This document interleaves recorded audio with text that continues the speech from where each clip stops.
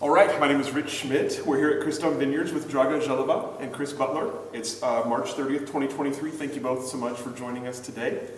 The first question, and one of you can start with this, is why wine? Well, the answer to this is different for each of us, for sure. We both came from very different backgrounds and came to wine from a different place. For me, the answer is kind of always changing. So I'll start from the beginning.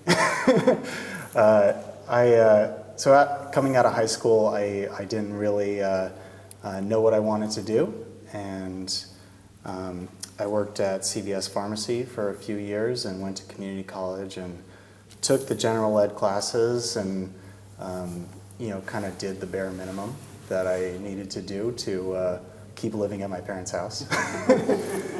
And maybe even below the bare minimum.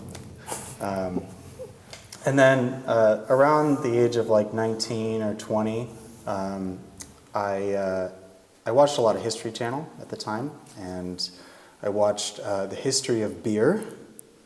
And at the end of this segment, History of Beer, they talk about brewing in the United States and how home brewing since like the 1970s, 1980s had really become a big thing.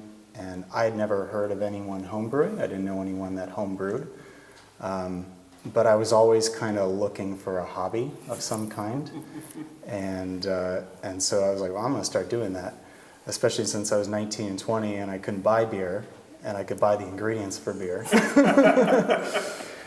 So I bought a bunch of home brewing books and read them all cover to cover, and then I started brewing. Made some pretty bad batches of beer a few times in a row, but really liked the whole feel of it. I liked the science behind it, even though I didn't have a whole lot of exposure to science before that. And I liked the craft of it. I liked that you could kind of tinker with all these minute pieces of the process to yield a different final product, and all of that really appealed to me. And so I started looking into different brewing programs around the United States, and UC Davis popped up, and Oregon State popped up, and Oregon State was a little more appealing to me, just because it seemed like the culture was really good. I had a familiarity with Oregon. My whole family my dad's side of the family is from Oregon, so I spent a lot of my childhood coming up here, and always grew up as a Beaver fan. So there was this exposure there already to Oregon State. Plus, I don't think I could have gotten into UC Davis with the grades that I had, so there was a practical element to it as well. Real. So when I had that goal, I started to take school really seriously, and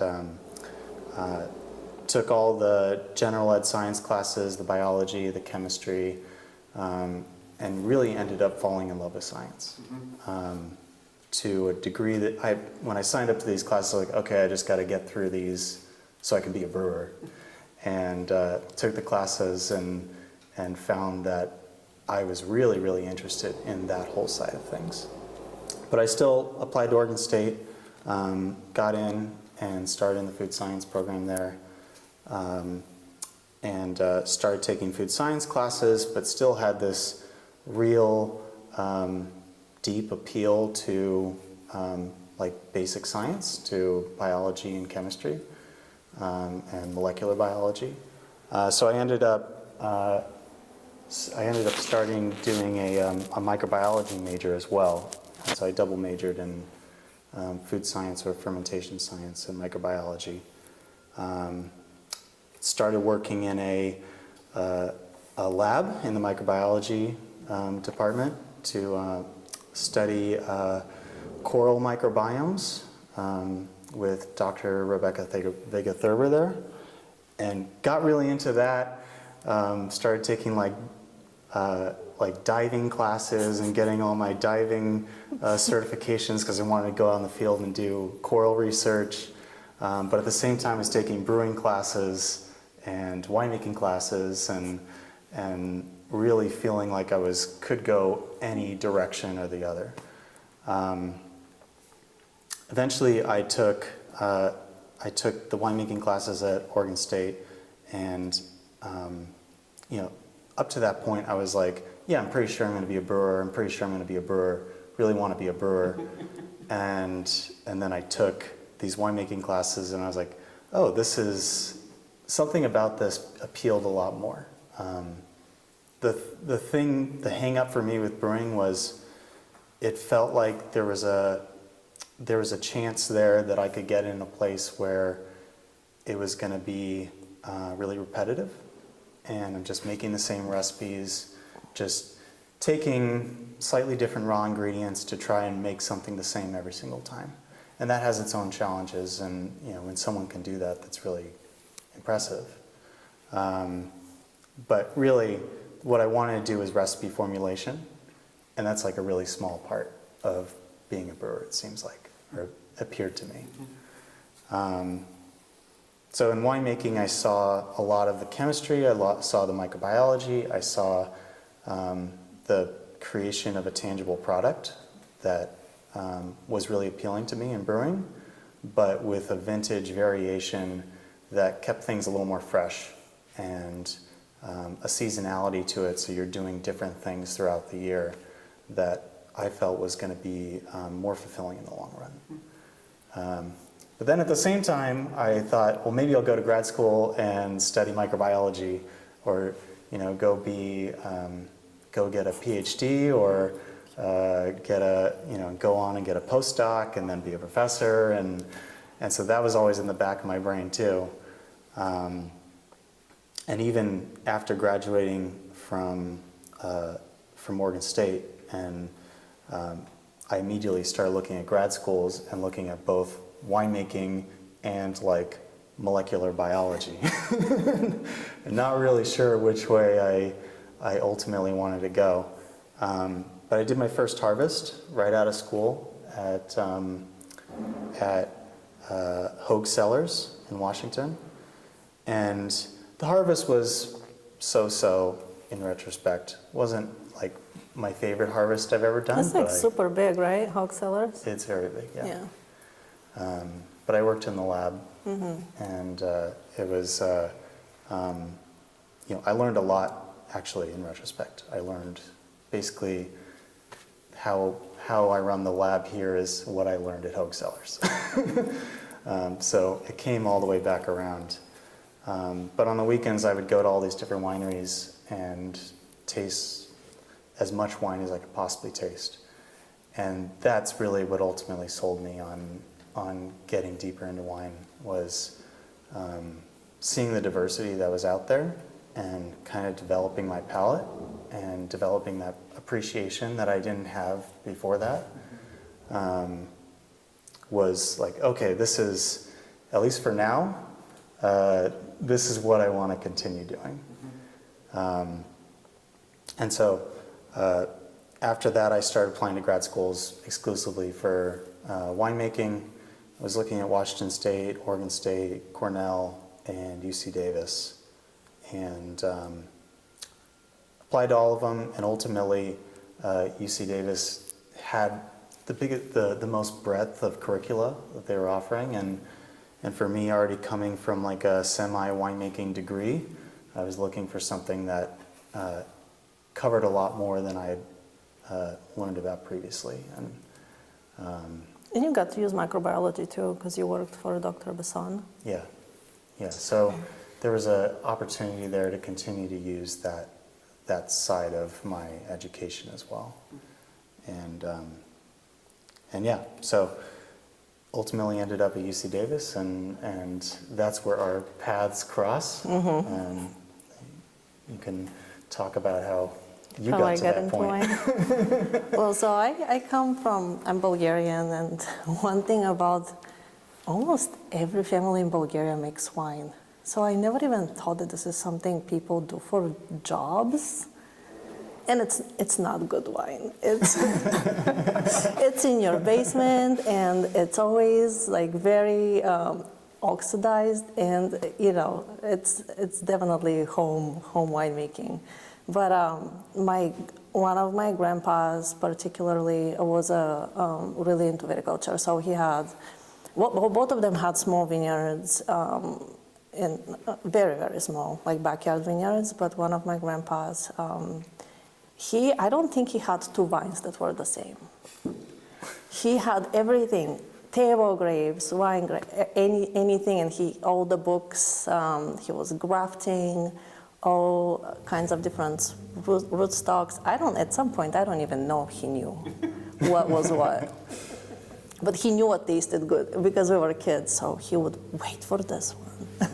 It's like sweeter, and so I was studying agriculture for a while in Bulgaria, and then after getting to the United States, I was like, okay, I was finishing or going for a degree in biology, and then I was making like home winemaking in Alaska from fruit, and I think I tried dandelion wine. It was not good.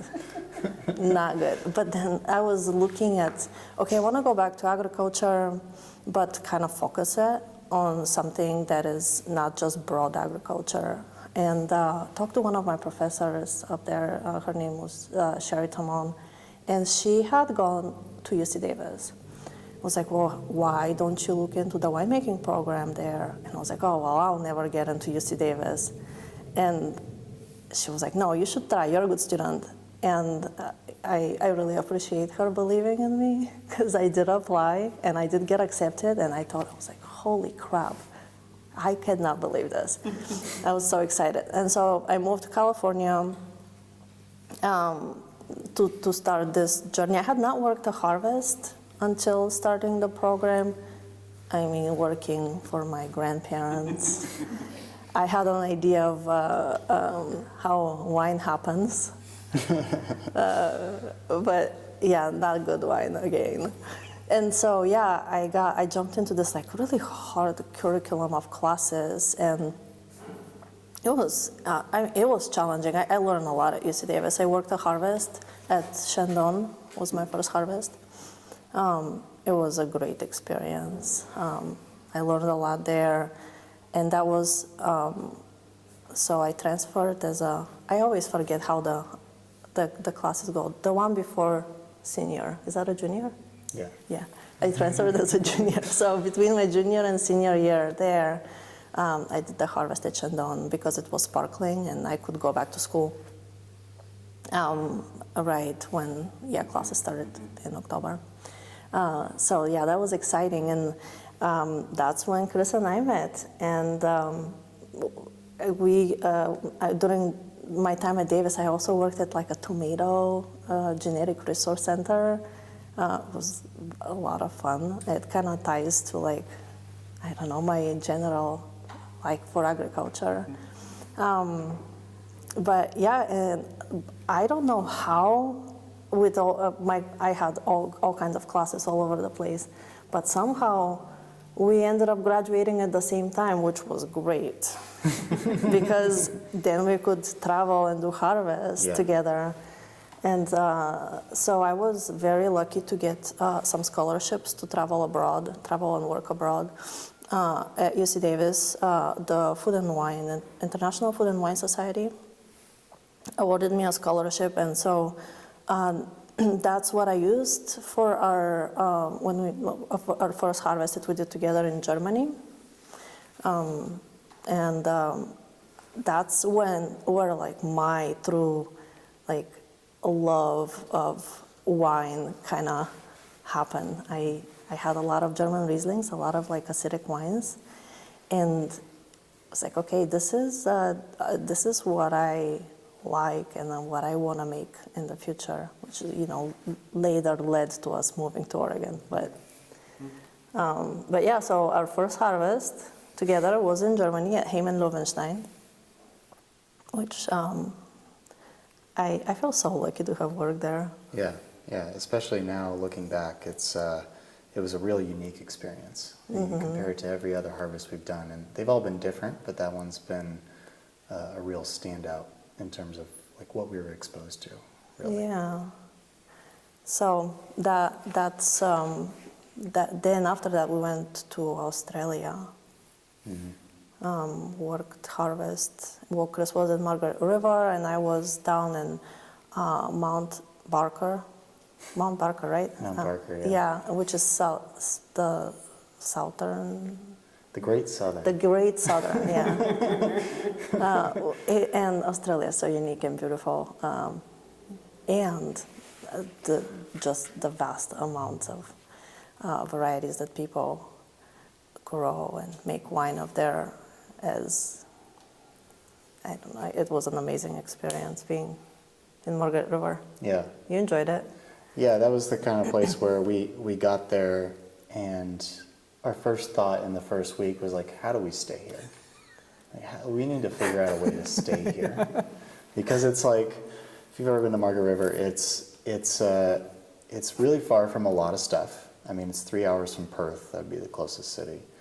But it's just like this little part that comes out of the bottom of Australia that is a beautiful wine region, makes some incredible wines, but it's like 5 minutes from the beach. And the beaches are gorgeous. It's like a little surf town, kind of has like a Santa Cruz sort of culture to it. So it's got great food, it's secluded, it's communal, and you've got incredible beaches. So. And the wine is amazing because of the ocean influence. And it had a real family community there too. Like you go around, there's different breweries and stuff, and we'd spend a lot of time at these breweries, and like most of them had playgrounds, and like people would bring their whole families there. And slip and slide. There were kids. Yeah, there was a slip and slide that went like all the way down a hill into a lake, and it was just like, it was incredible. So looking at that, we're like, this is the kind of place where we'd been together for a couple of years at that point, and getting more serious in our relationship. And thinking about, if we had a family, where would we want to have a family? And it seemed like an incredible place to do it. So we wanted to stay there, and then ultimately left. Yeah. But then we were like, okay, well, if we're gonna stay in the wine industry forever and ever, what wines we want to make and where do we want to make them? And it would have been so much easier to go back to California and find a job coming out of UC Davis. But we were very determined to move to Oregon. And we came up here without any jobs. Well, we worked harvest. You worked at Salem, and I worked in Southern Oregon to scope the state and see where we want to. I want to see the whole thing. And I loved my harvest down there. It was at Woodridge Creek. But it was so smoky all summer long. And Chris was up here at Salem, and so we ended up deciding, we went on a trip to Europe after harvest, back to visit my family and friends, and then came back and we're like, okay, we're moving to McMinnville. We have no jobs. Well, actually, we found like a sublet in Portland for like a month and a half, and used that as a staging point. Yeah. But the staging point was basically us, no jobs, and just spending a lot of money in Portland. Like living a lifestyle that was not sustainable. Yeah, with the harvest money we made.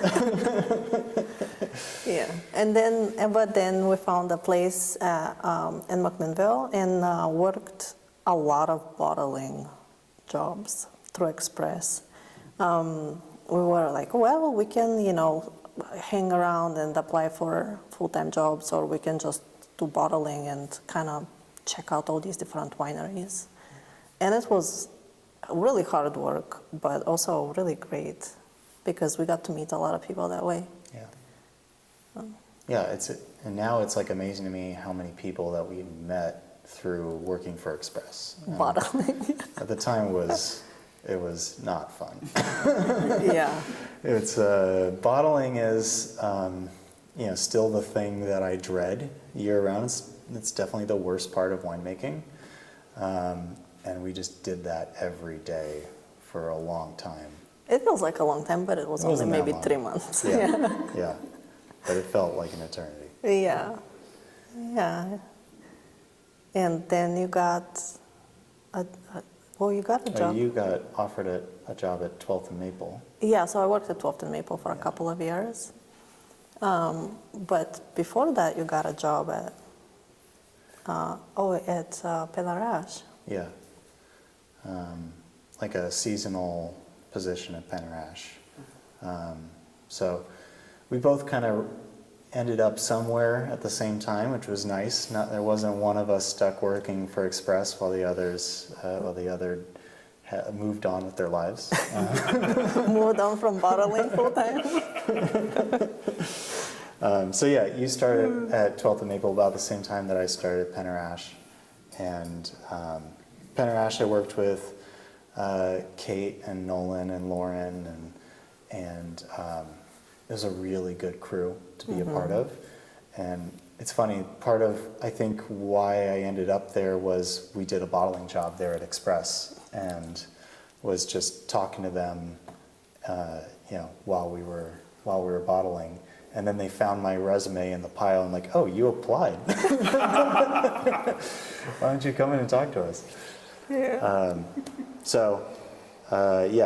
Ended up there for a few months, and was supposed to stay on for the harvest. And then come July, we'd gotten through all of racking of single vineyard wines and blends that were going to be bottled that August. And I got contacted by a mutual friend of ours, Joe Ferris, that is assistant winemaker at Lingua Franca, cellar master at the time. But he had heard from Dan that the cellar master here was leaving, and that Dan was kind of looking around for somebody competent enough to fill the role like 2 weeks before harvest. And so Joe contacted us and said, hey, would you guys either be interested in this? And Draga had a full-time job at the time that she didn't really want to leave, and I had a temporary job that had, from what I could tell, no prospect of turning into a full-time job. And so I started talking to Dan and came here, and I felt like Dan and I clicked right away. He hopped out of the trailer. We had a trailer here at the time, and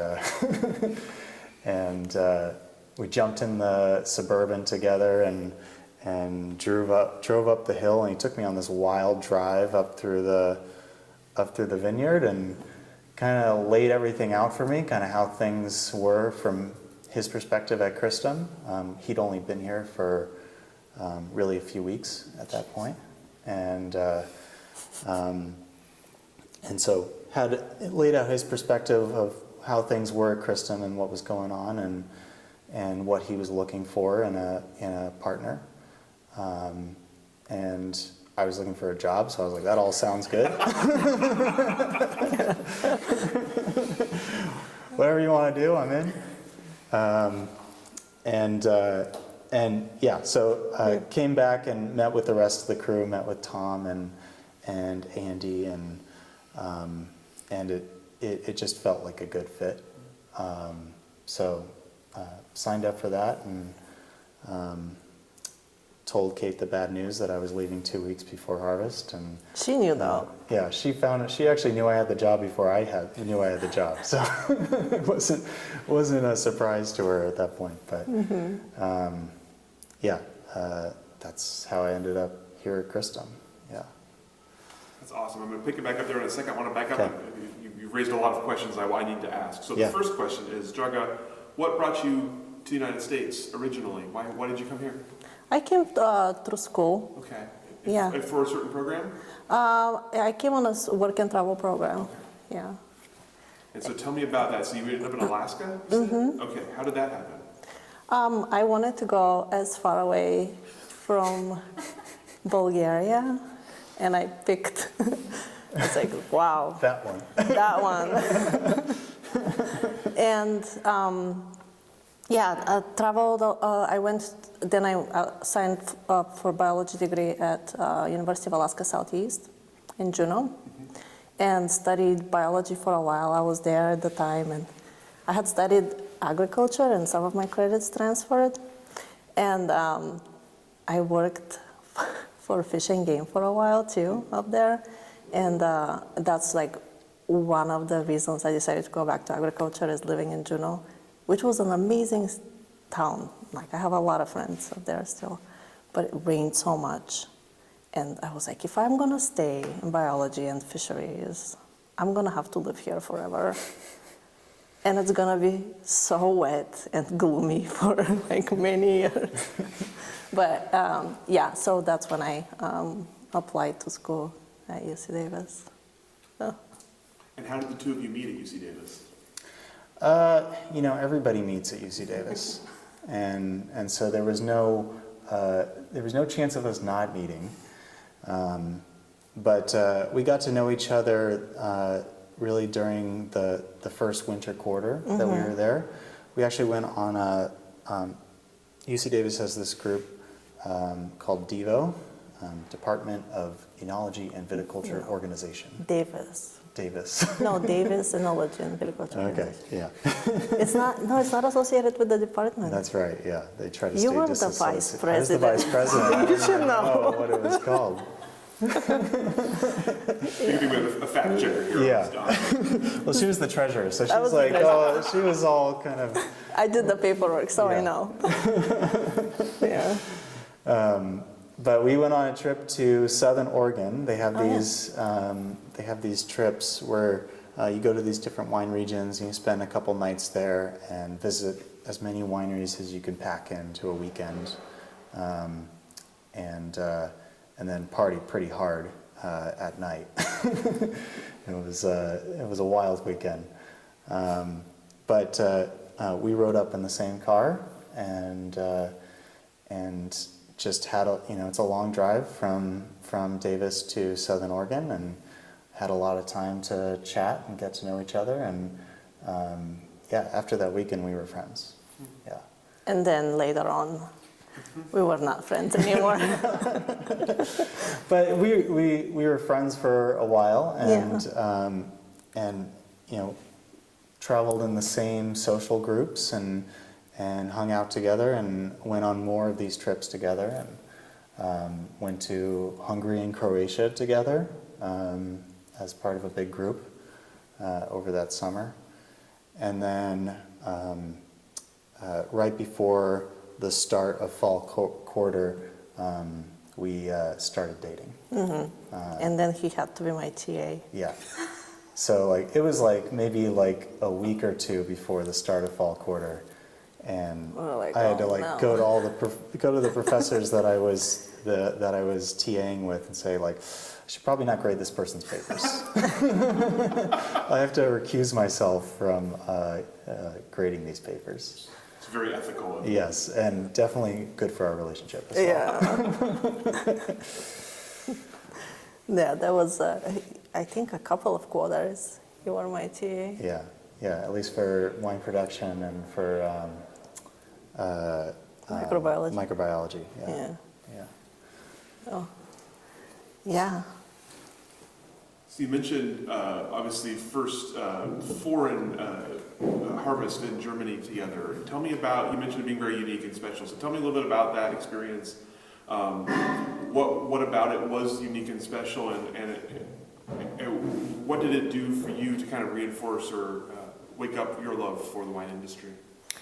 So the vineyards at Heimann Lowenstein are, I think there's more than just that specific area, but they're a very terraced and very austere in terms of soil composition. So a lot of slate, not very much organic matter. And the grapes that those sites produce are phenomenal. I think Chris can speak to that too, but the most just concentrated and at the same time acidic and amazing Riesling that I've ever seen. And the style of winemaking, Heim and Lowenstein was a little more towards the hands-off side. And they were very proud of their terroir, of the different vineyards that the family owned, the different types of slate that they farmed on, and the wines were amazing. They were so good. And we got to work. Chris actually moved on to Selbach Oster for actual harvest. But we both got to work in the vineyards for the whole summer, doing all the vineyard work, climbing the terraces, on the monorack sometimes that was a good day. Yeah, you get to go on the monorack, that's good. I remember we're like, we're gonna get so fit this summer, but we drank so much beer that we did not get fit at all. No, we definitely gained weight during that harvest. Yeah. But weight, muscle and fat, I would say. It was good. But the crew was a lot of people from many countries. I have a really good friend from Turkey that worked with us, Polish people, a couple of really good Polish friends, other German friends that we still keep in touch with. So the winemaking process was fascinating, but for me also the people were what made the harvest so amazing. Yeah, I think for me it was seeing how wine can be so seamlessly integrated with a culture was, definitely a new experience for me coming from the United States. I mean, I think it's much more part of the culture in Bulgaria, but Wine's food. Wine is food. Yeah. And to have it just be part of everything that we were doing in this town, like every event, the wine is a part of it. And every weekend we'd go over to Fred Knebel's, which was a local winery, and just had a bunch of long picnic tables, and everybody in the community, kids and every people from all generations would come out and hang out in one space and The wine garden. the wine garden, yeah. We had Yeah. wine for lunch we had lunches provided, and they would get food up on the monorack and bring it up on whatever terrace with a few bottles of wine and glasses, actual glass. There's a lot of pictures of us sitting on these terraces, drinking wine and just broken, but Eating. but enjoying Books. that half hour. Yeah. Yeah. It was definitely a cultural experience, and I think we're always having conversations every harvest that we do and everywhere that we are, and seeing pieces that we're like, that is really cool. That would be a great thing to bring back to the United States and to have in the United States, And that was something, those weekends at Fred Knebel's was we're like, this is if you had something like this, that would be so cool in any sort of community. And just kind of drawing inspiration from that experience. But also the amazing Riesling we had and how affordable it was. Yeah. And, making this really, really good wine, and it was accessible to everyone. It wasn't a luxury product necessarily. Some wineries had wines that were more expensive than others, but even the smallest winery in town made great wine. Mm-hmm. And I then realized how much I like more acidic wines like Riesling, and Liska also makes a Grüner Veltliner that is really acid driven. But every time we make wine decisions currently, we sort of go back to that experience, right? Yeah, that feels like kind of when we thought about making Riesling, when we thought about what we wanted to make, we thought, well, what's the best Riesling that we've ever had? And Yeah. it's Heman Levenstein. And so we're like, well, that's a good starting point then. We know how they make it. Let's start from there and draw from that. And it's like knowledge. not even possible to replicate that, No, right? we Because found that out, yeah. I mean, there is the terroir. Oh, well, there is the terroir they Yeah. have, and the clones they're growing, and it's just such a unique site that you can never have the same exact wine, but you can strive to. We are striving to express the Riesling, the site that we are using through our wine. So I think there could be amazing Riesling in Oregon too. So Yeah, I mean, there is amazing Riesling out here, and we're just hoping to make our own mark with it. yeah, Yeah.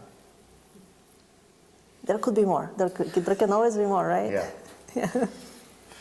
So before we get to that, the last question I have is, this part of it is, you mentioned, obviously, you've been at Davis, you've been in Washington, been in Germany, Australia.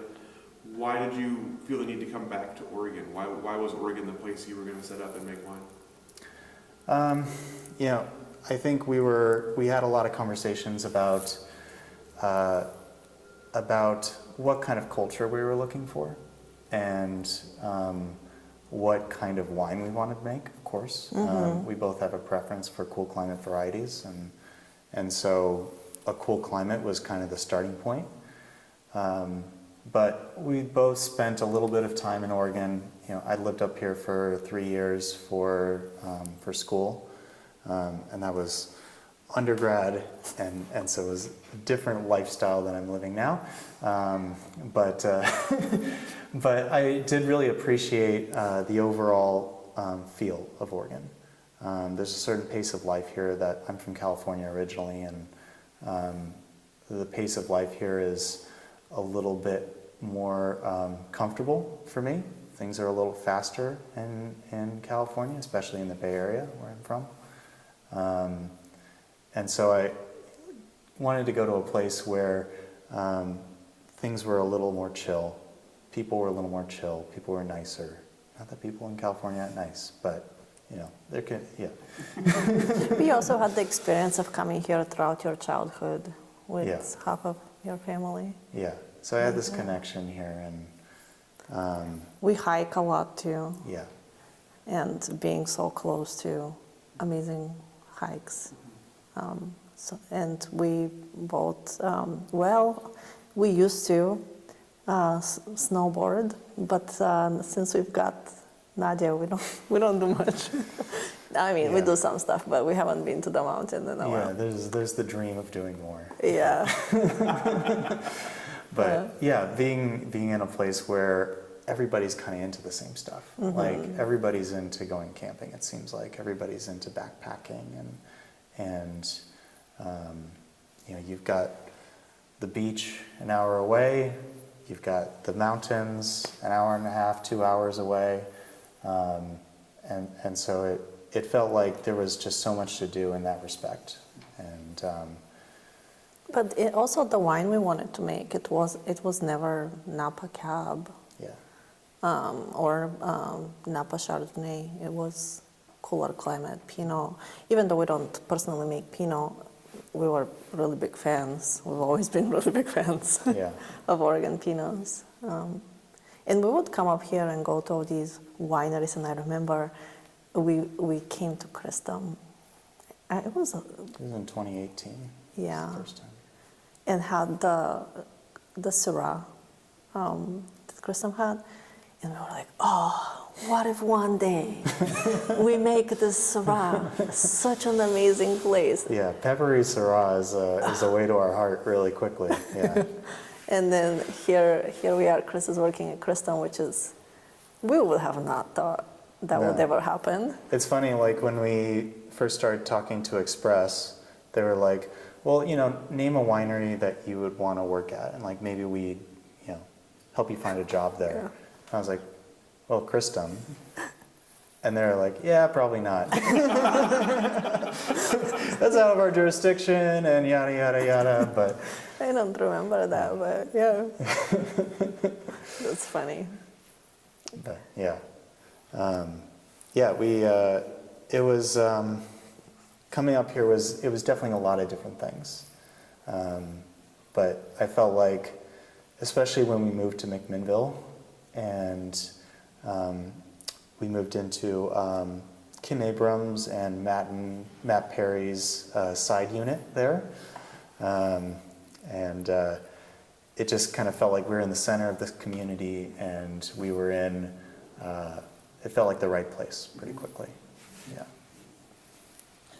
Well, speaking of Cristom, obviously you mentioned you kind of found it on a lark and took it because it was a job and a good job. Yeah. How has your role progressed here, and how has it gone for you here at Cristom since you started? It's progressed a lot. I was hired on as enologist / cellar master, and that role was not exactly defined when I started here, and I wasn't sure what the role was, and I wasn't sure I don't know if anyone truly knew what the role was, but I'd had experience at other places, and Dan obviously had experience at Literati and a lot of other places, and we were both new here, and we were both figuring things out, and that whole first vintage, 2019, I think the two of us were kind of along for the ride, and just seeing like, okay, how are Steve and Tom making wine? Like, how is Cristom wine made? And I was basically in the lab the entire time, just making spreadsheets on the fly. I had none of this prepared before harvest. I was like, okay, we're going to track all these fermentations. I need to have all these different spreadsheets, kind of pulling from all the UC Davis that I had inside of me. And yeah, just doing a lot of data entry and a lot of data tracking, and just trying to stay on top of things and keep things well tracked. And that year we had 75 different 1.5 ton fermenters. And that's just 1.5 ton fermenters. We had 11 different 5 tonners, 5 different 7 tonners, like a lot of different fermentations to track, and each one of these I had a different tab for each fermentation on the spreadsheet, so I had to go through tab by tab and enter data every single day. So I was doing 3 hours of data entry a day, and just trying to kind of get a grasp of what's going on.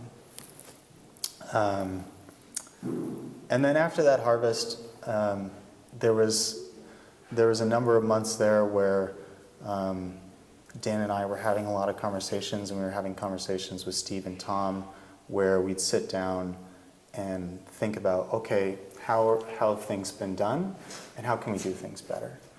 And so we'd sit down and write SOPs and refine SOPs, and we'd have these SOP meetings every week. And this was the beginning of 2020. Nobody was doing anything else anyways, It was like we're all just kind of in our own bubble of doing SOPs. And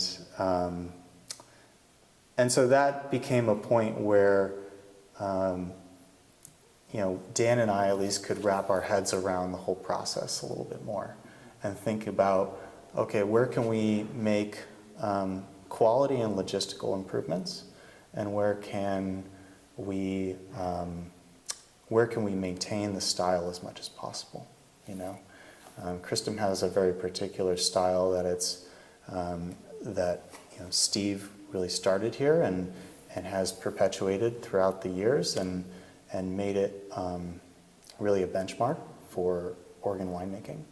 And so respecting that style and trying to adhere to it, but also make things a little higher throughput and cleaner and well tracked, and that was a lot of the focus of the first year. And then for me also, it was like expanding lab capabilities. So I come from a lab background, and having done lab work at UC Davis and taught labs, and worked in a fair number of labs. It was something that I was comfortable building out, and over the course of that year, and really still continuing, we're continually refining our lab work and what we're doing. And then after that first year, I got promoted to assistant winemaker, which I think I was doing that job the whole time. They say you're always doing the job before you get the title for it, and but with that, I think my role has kind of evolved to be one of running the lab. I'm a lab manager. Kind of logistics and data analysis, and kind of trying to look a few steps ahead, and trying to find a way that we can execute the style of wine that we want to make in a way that is going to work best for us. And then of course, on top of that, me and Dan are always working together and refining the style more and more, and saying and having all these different experiments, and how can we do this, how can we do that, and we've really come to make a really good team, where I think we both bring different skill sets to the table, and different personalities to the table, and it's really nice to work with someone like Dan, who is open to so many things, and open to trying new things, and open to change, and that's allowed us to kind of, I'm always trying to redefine what my role is here, and trying to figure out what is the next thing, where can we push things in the next direction, and Dan's always open to that redefinement, and that's been a really rewarding experience. I guess that's kind of how it's evolved. It's an interesting challenge to take over a role, a brand is established, as you said, and trying to figure out how to keep it, but also evolve it. So. Yeah, it's something that, you don't want to turn the ship too hard, as Dan would say a lot of the time. It is a certain style, and I've always loved the Cristom wines, and so we're just trying to find a way to respect the style and evolve it. And the other fun thing has been Chardonnay here, because starting here in 2019, there really wasn't too much of a precedent for Chardonnay. We've got a half acre of Louise Chardonnay that's been planted there since I think '95, and every year they've made 3 barrels of Chardonnay off of it every year, and it's really hard to experiment too much with 3 barrels. You kind of got a lot of eggs in one basket there, and then starting in 2017, 2018, Tom really wanted to expand the Chardonnay here and make Chardonnay a much bigger part of what Cristom is. And then he brought Dan up here in 2019 as a way to really refine that style and bring the literai style of Chardonnay up here. And I think over the last few years, taking that literai style, we've applied it to Oregon wine and try to find ways that we can use that style of winemaking to make the best Oregon Chardonnay possible as well. And that's been a fun process where there's not too much precedent to adhere to as well. So let's talk about Liska then. Obviously you came here with the intention of making wine. This was not something that just sort of happened. So tell me about the process of deciding to start a label and all the things that go into that. So I think when we started Liska in 2020 is when we started planning it. Yeah. I think it was a year where an opportunity came up to make wine here at Cristom for us, and we had been thinking about it for a while, what we might want to do in the future, and how there's this amazing opportunity to make other varieties, but Pinot and Chardonnay. Little did we know that they're not easy to find, the grapes, right? But we've been pretty lucky. And so, yeah, the opportunity came up, and I was pregnant. I was pretty pregnant at the time. Like, okay, no, let's do it. We got it in us. Let's do it. Got a baby. Started a label. I think it took how many months? Ever since COVID started, my years kind of blend together a little bit. But we were designing and redesigning the labels. Well, we got the grape contracts first. Yeah, in early 2021. Yeah, so is that when we got the contract, got the grapes from Mark? I think maybe the first contract was like February or March 2021. And then it wasn't until like July that we found out that Mark Wall had all these different varieties planted on this northern-facing slope at Holmes Hill Vineyard, and basically didn't have anyone to take them. It was, some of them were pretty small amounts, so it was like, 1 ton of something, and it's hard to find someone to come out and take 1 ton of something. But we were like, 1 ton, that sounds like a lot. Sounds like a lot to us. Yeah, I think we were like planning to make 1 white and 1 red. Wanted to make Riesling and Gamay. And then we ended up making Riesling, Gamay, Syrah, Gruner, and Gewürztraminer. Yeah. Which was great. Yeah. It was, I could not have even dreamed that we would find that many different varieties, and the quality of the grapes was great. Yeah. But at the time, at least for me, it felt very scary. It was scary, yeah, because we made the wine and then we're like, now we have to make labels. We're like, this is a lot of wine. And we have to start figuring out how to, and they say it's easy to make wine, it's hard to sell wine. Yeah, I think just figuring out the compliance part was so much. And we're still even figuring that out, really. Well, yeah, we got Oregon down. Yeah, we got Oregon down. 50 more states are organized. Yeah. It's been, that first year, we had all these different varieties that we were working with that we didn't even really plan on making. And the Syrah was as last minute as it gets. It came from Steve Dorner's vineyard. He picked it, and he was like, hey, I don't really want all the Syrah. Do you guys want to take half of it? And we were like, yeah, I guess so. I mean, how can you say no? Yeah. We wanted to make Syrah for so long. Yeah, now I'm like, how could we ever possibly say no? That was like such a dream. And the wine is amazing. Amity Hill Syrah. Yeah. Yeah. But at the time, it just felt like, whoa, we already made a lot of wine already. Like, this feels like we're really leaning in here. Yeah.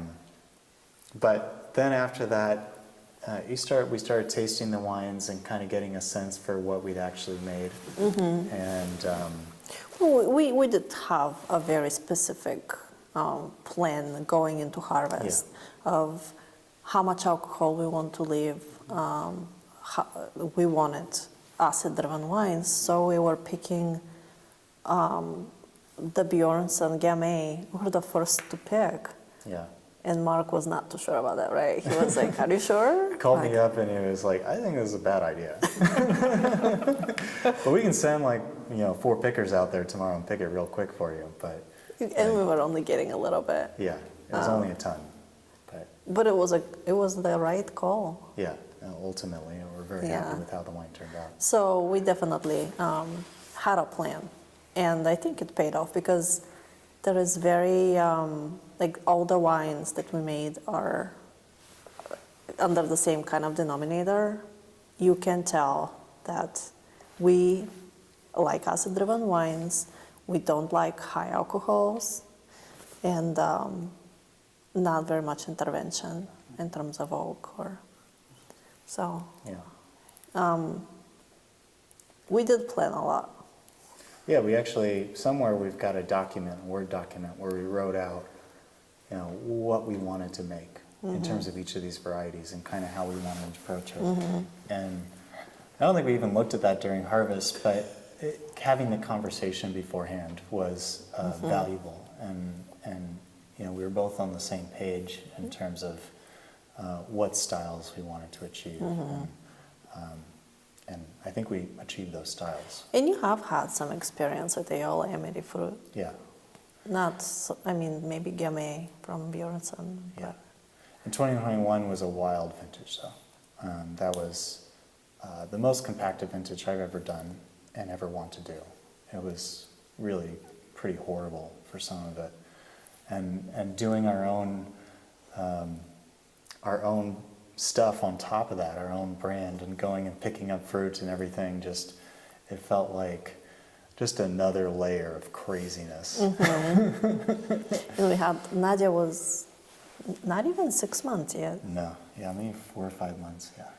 So I would show up with her in that little pack, taste juice.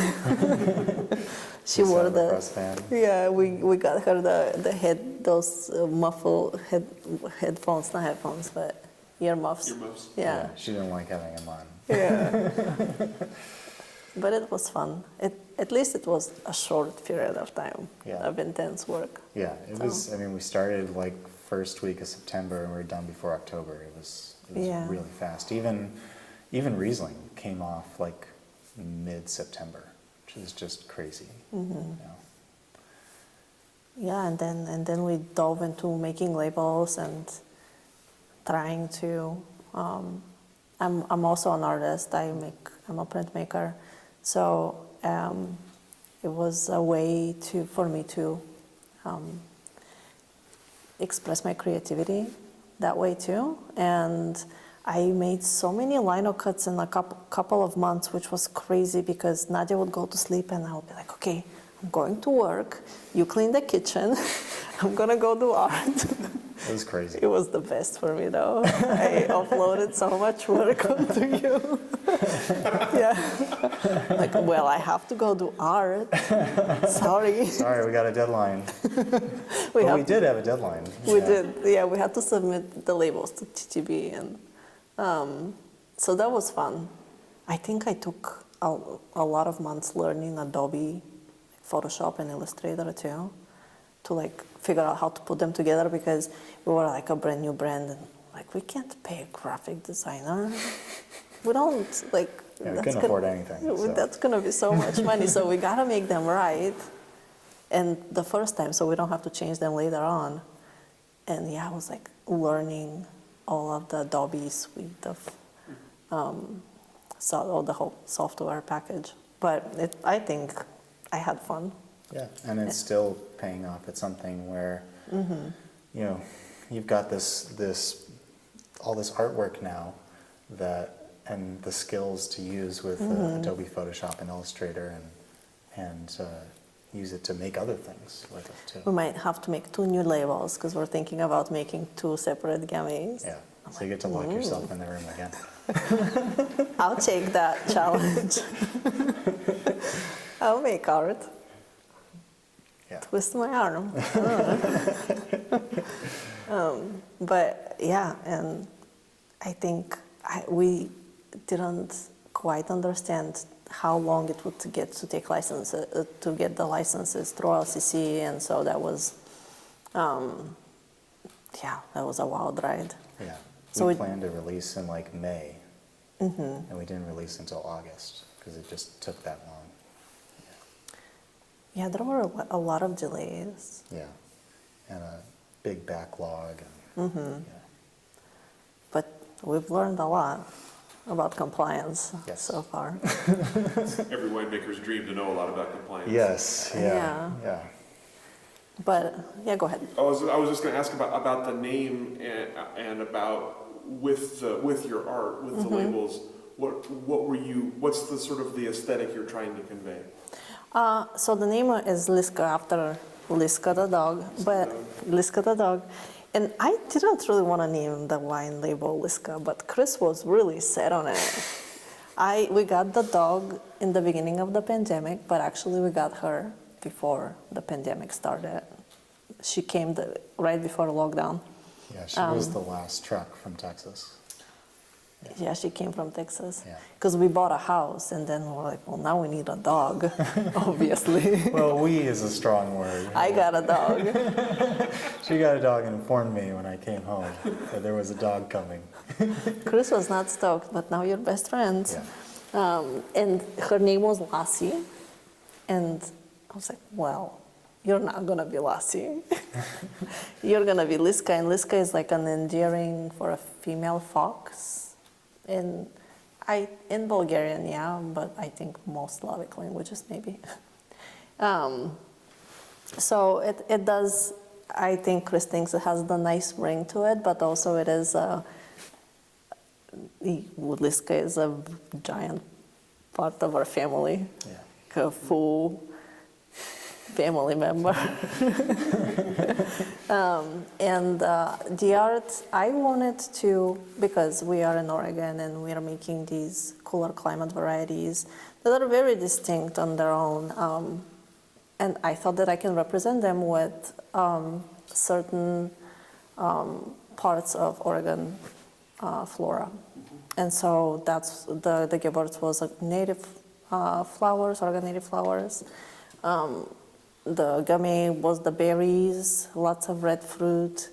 I thought the Syrah, it's this like heavier bodied grape, was well represented by local conifers. And it's really hard to, get every single plant on a lino, but I would like pick and choose the ones I really like to draw and carve. And so, yeah, and the ferns, they're so green and fresh, and the Gruner Veltliner was perfect fit for like a big fern composition in my mind. Yeah, and we actually have a new one for the upcoming Riesling. We got a new vineyard for our Riesling, Mark Royer, and so it's going to be a lot of Oregon-grown fruit in orchards. That was fun to make. But yeah, so I think I'm going to stick with that theme of Oregon flora for now. I'm not really good at animals. It takes a lot of knowledge of animal anatomy to like make a good drawing / lino cut. So I don't think I have the time to invest in learning animal anatomy yet. Plus, the wine isn't going to taste like a robin or something. No, I know, but I don't know. You can draw different you can inspirations. Make your own rules. Yeah, that's true. Yeah, you have the ocean, all that. Yeah. But I'm excited for new varieties in the future, so I can make new lino cuts. It's like an added bonus each time you come up with something new, right? Yeah. Actually, I'm also making some wood cuts and lino cuts for some friends that have a wine and food magazine. There's just a bunch of friends collaborating, putting stuff out there into the world. So I think I like the part of, it's amazing making wine, but it also kind of made me get better at this particular form of art to the point where like I want to make it now all the time, and I've gotten so much better too. I think Chris tells me, people tell me. Definitely, yeah. And so I always think of like, what can I make a lino cut of? Like, can I make a composition of this? So it's been fun. You talked earlier about having a pretty good notion of what you wanted to make and of how you wanted to make it when it comes to your wine, and even if other people were giving you advice that maybe it wasn't the right time to pick yet. So tell me about that sort of confidence, I guess, or vision for your wines, and maybe when other people are disagreeing with you on that kind of thing. Mm-hmm. How do you sort of establish that confidence, and how has it followed through so far? How have the results been so far? Well, we're pretty happy with the results. Both the 21s and the 22s, that most of them are still in barrel, but we just bottled a 2022 Gewürztraminer that we made a little bit differently, did some more skin contact on, and kind of drew that inspiration from other skin contact Gewürztraminers that we'd had. But also science is like having all this background in science, and you can like do the calculations, and you know what you want to end up in terms of pH and acid. And there is like only so low you can go with like acidity when you pick to like get to the final result. And I think you had a pretty good understanding of where you need to be at picking to where we wanted the finished wine to be. So definitely thankful for David's education for that. Yeah. And, just having a better understanding of wine chemistry. I think it does make decisions, it just coming from like a scientific background, it makes making decisions easier, I think. Yeah, just because you can kind of quickly go through in your head, what's going to happen if we do this? What's going to happen if we do this? And it's not as much of a guessing game as it feels. You can never control flavors quite so much, and so that's kind of the thing where you really got to taste the juice and kind of get a sense of what the flavors are. But in terms of the metrics, that part is not, I'm not going to say easy, but we're pretty confident in that place.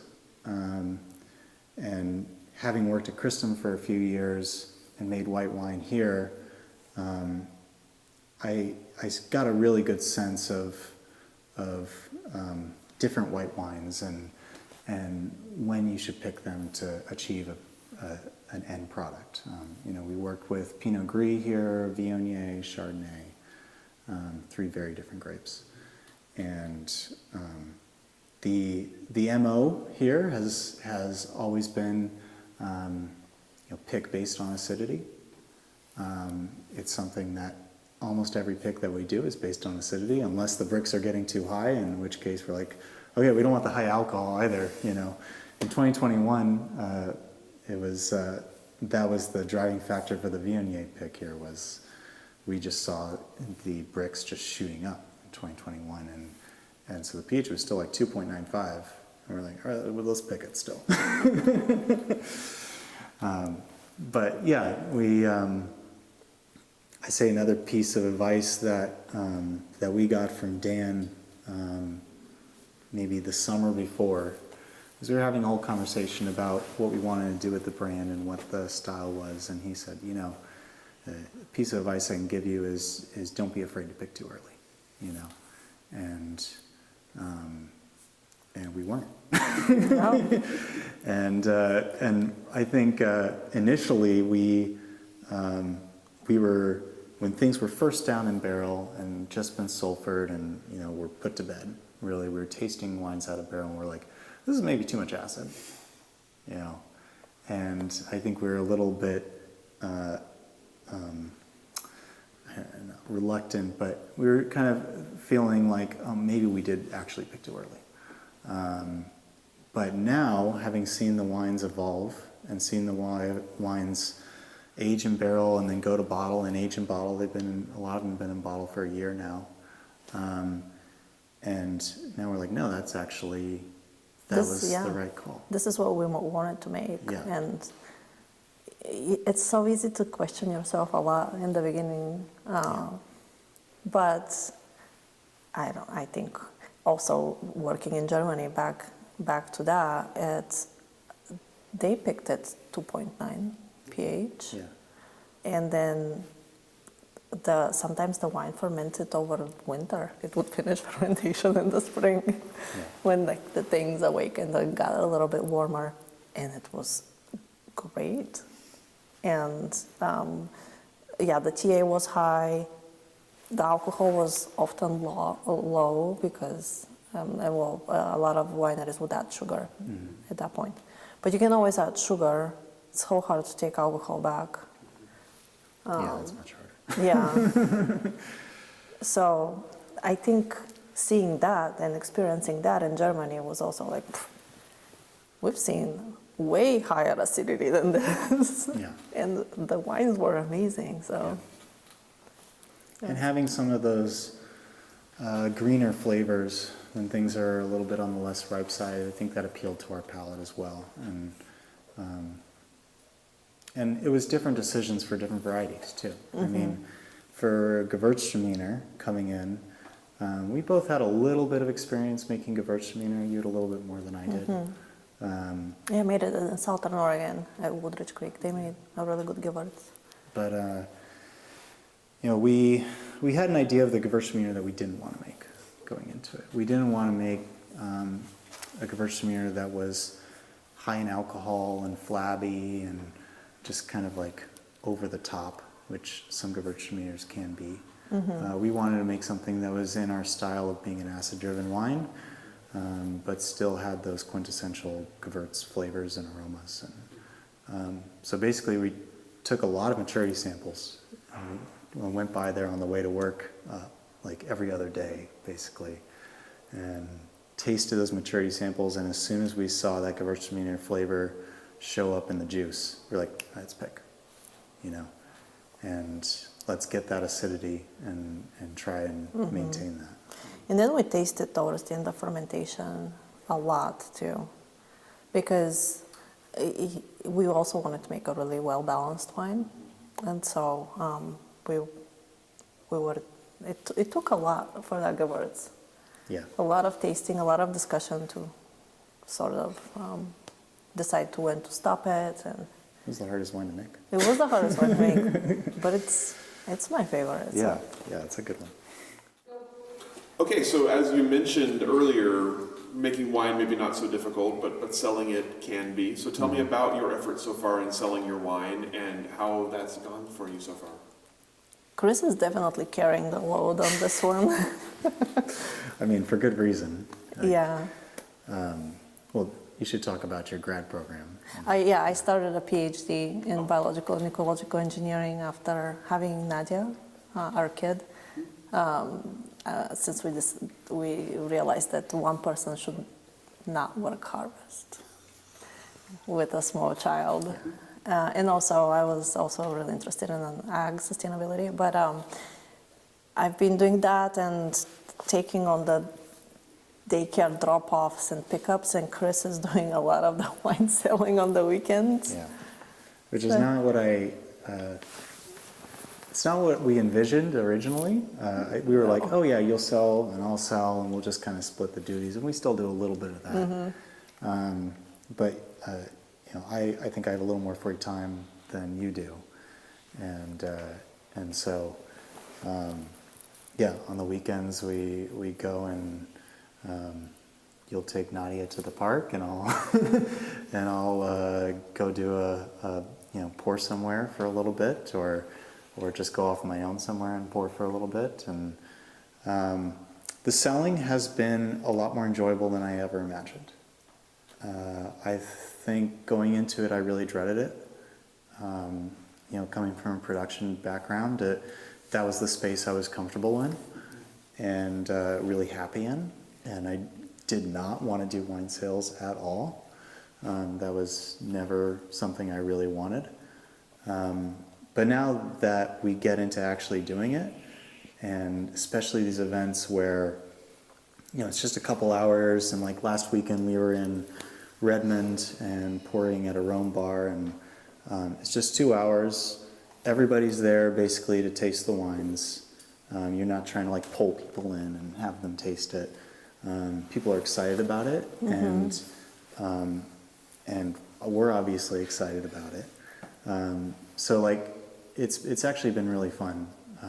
going and pouring for a bunch of different people and getting people's feedback and learning what people like and what people don't like, and usually they're not quite as direct to say they don't like it. They usually say, well, I liked the last one more. But you get a real sense for a lot of different people's palates, and end up having a lot of good conversations and meeting a lot of people, and it's actually a pretty fun thing to do on a weekend. We did get a distributor though. Yes. We were thinking about self-distributing for a while, and then it was taking up all the weekends and We weren't moving wine fast enough. It's hard to, having all. I mean, we do have a lot of connections still in the wine industry, but yes, and you also met Tim at Lone Wolf, and our wines seem to fit in his portfolio pretty well. So, but we're also distributed in Washington now. It's very not strange, but unusual. The Ezra from Kylie messaged us way back when we first started, and he was like, "Are you Bulgarian? My wife's Bulgarian." And so we connected that way, and he's been amazing to work with. So he's distributing us up there. Yeah. So all of a sudden there's like a couple more different sales avenues that are require a little bit less of our time, and we can kind of focus on doing events and pouring at different wine shops, and instead of like sending emails to all these different places and getting a reply from like 2 places, and then going and taking a Saturday to go and pour at one place, and it just was kind of a slow operation for a little while, and but now like our wine it's really been really cool to see it show up in all these different places. Like I didn't even know that wine bar was there, and now our wine is there. Like that's been really fun to have it spread a lot more than I think we were capable of spreading it efficiently, and then getting the feedback from all these different places and all these different people has been kind of like another magnitude of rewarding. Yeah, what does it feel like to pour your wine with your names on it for people? It's a bit more nerve-wracking. You're definitely more invested than. I mean, with Cristom, I'm still invested because we I have a big part of making those wines, and what the wines ultimately are. I'm obviously not doing it alone, and no one's ever doing it alone. But unless maybe you're John Thomas, and then you're truly doing it alone. But I think now it's, for me mentally, I've had to kind of not take anything personally, and realize that everybody has their own style, and not everybody's going to like the wines. And if we were making wines that everybody likes, then we're just making pop music. And that's maybe culturally important, but not really what we want to be doing. And at our scale, we want to make something that is offering a certain flavor profile that maybe not everybody else is offering. But it's expressing yourself creatively, whether it is art or wine. It's it can be, you have to kind of dissociate yourself a little bit when you are selling it, because it touches really deep, right? But it also, selling our own product is, it's so much easier to talk about the things that you so much like how you made the wine, why you made the wine. Just having this deeper connection to the product and having positive feedback is so rewarding. So, I'm enjoying it whenever I make it out. Yeah, I mean, especially with the art on top of that too. Yeah. and everybody's really responded well to the labels, and so it's like they respond well to the label and they respond well to the wine. It's like, yeah, that's everything that we put into it. That's great. So. Yeah, it's been, and I've made art for so long, ever since I remember, and I never saw myself as an artist. It's just something I do. That's my hobby. But now people are like, well, where can I buy your print? And I'm like, you want to buy my print? Really? I mean, okay, but also I can't believe that, somebody would like my art so much, or enough to buy it, to pay me money. So it's nice. Doubly rewarding. Like Double, yeah. Excited. Yeah. So let me see if I get it straight. We have a PhD program, small child, printmaking, working a day job at a winery, and also a wine brand on the side. So tell me about balance and about making that all work. How do you two make all that work? We do, as best we can. Daycare. Daycare is like a key component Yeah, to all that, critical component. And it's been great having daycare because she just gets such a great experience there that, all the stuff that she does there that like, we're probably not going to do at home with her, and she just gets... But also we've been really lucky because Chris's parents moved to Corvallis part-time. Yeah. So they definitely help all this happen. I just started my PhD. So, but sometimes when you have way more things on your plate, you're way better at organizing everything and making things happen right away instead of procrastinating. I found this to be true about myself. So if I have 1 hour and I'm like, okay, this is my 1 hour, I'm gonna do art. Or Nadia's gone to sleep, or Chris is putting her to sleep. I'll take this time and I'll do this thing that is really enjoyable to me. And I know that I'm not gonna get these 3 hours later on, so I take the opportunity. Yeah, and it's working.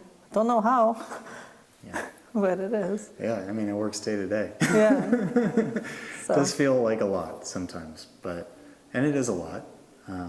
But at the same time, we've found a way to make it balance, and we don't have a whole lot of social life on top of that. It was COVID for so long, so we kind of got used to that. But we do have friends. Yeah, we do have friends. We have friends that we never see. We see them. I think we still have friends. Yeah.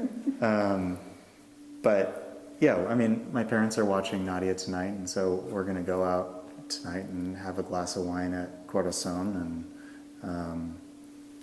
and try and have some sort of balance whenever we can. And I think the other thing is, Cristom has been really supportive through all of this as well, and Tom and Dan have continuously said, like, hey, we want this brand to work for you, and we want you guys to succeed here, and so if you need to take off, in the middle of the day on Friday to go pour somewhere, that's great. So they've been and supportive in that respect, and supportive in letting us use the facility and use all this equipment that we could never afford, and yeah. Takes a village. Yeah, for a wine brand and and a child. Really takes a village. Yeah. So yeah, having different avenues of support has been really important too. Yeah. And so what comes next for Liska then? What are you looking ahead to as the brand starts to grow? I don't know. We're kind of holding where we are at the moment. So in 2021, we made 450 cases of wine, which is a lot. And then 2022, we made 500 cases of wine. And I think we're going to try and hold it like 500 this year and try and stay there, see where things organically grow. And right now we're in Oregon and Washington. We're looking at hopefully being in California sometime in the future, maybe the next year or two. and then from there, I don't know. We talk about it, We talk about it. but It might be an urban type of winery down the road. We will never probably buy an estate or a vineyard because we're not really farmers. But it would be amazing to have an urban winery in Portland, in my opinion. plus But- if you end up, getting an engineering job after Yeah. your PhD, then that could be where those jobs might be. Yeah, but I have 4 or 5 more years of school, so Some time to think we're about gonna be in Corvallis for a while. it.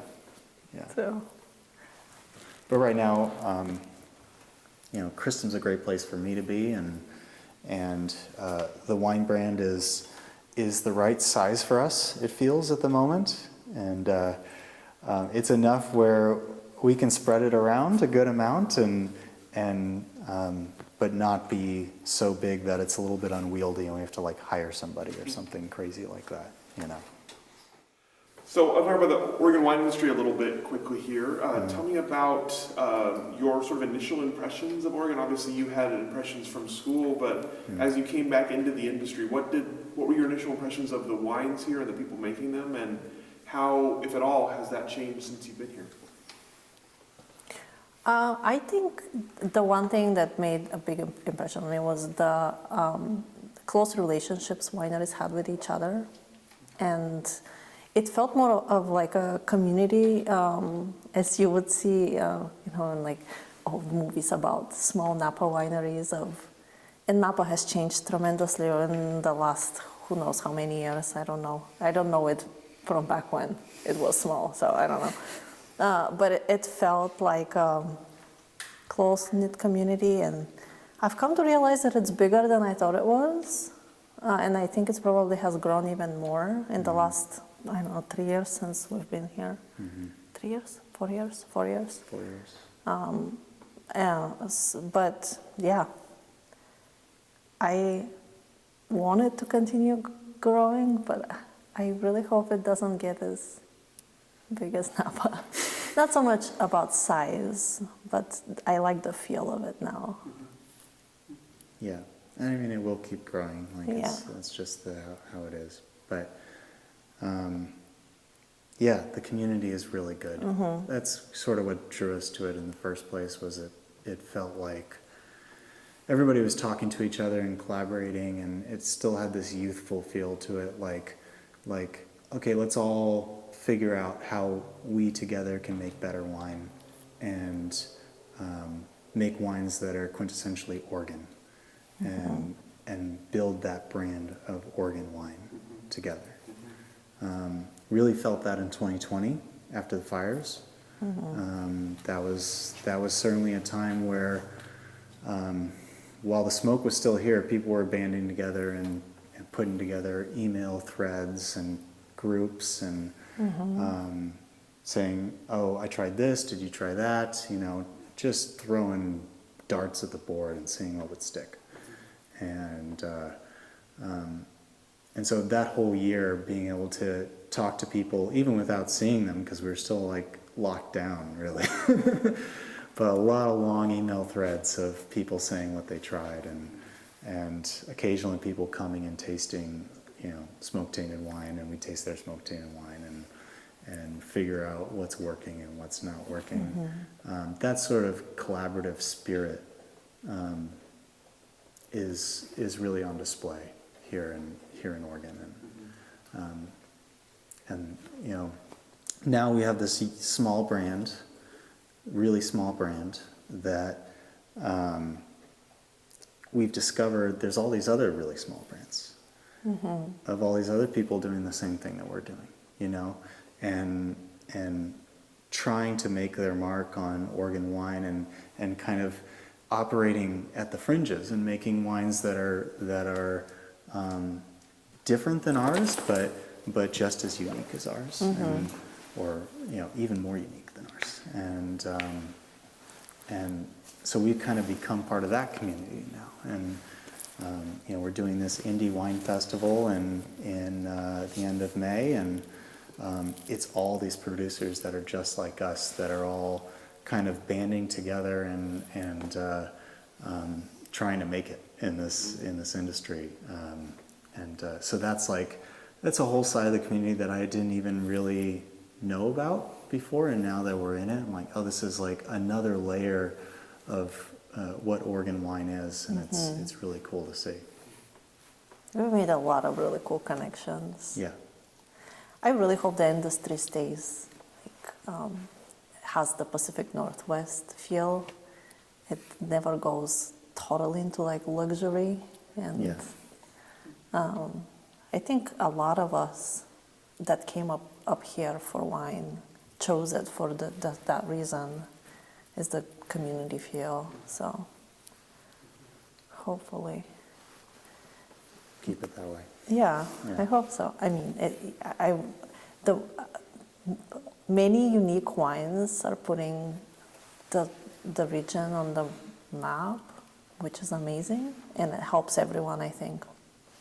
So, but if the feel stays the same, it would be great. Yeah. Yeah. And you know, a lot of these small brands might grow to be big brands, and then there'll be other small brands that make their own community below, you know, to replace that, and yeah, the cycle continues. So it's, you know, I don't think we spent a long enough time in California to really see that element of it as well. I know it exists. You know, we have friends that have a small brand down there, and they're part of their own California equivalent to that.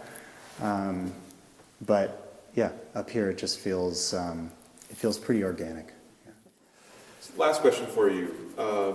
Advice or words of wisdom you would offer on someone interested in joining the Oregon wine industry? Just go for it. I have found out that I am the happiest when I take all the opportunities that come up, and if I go for it.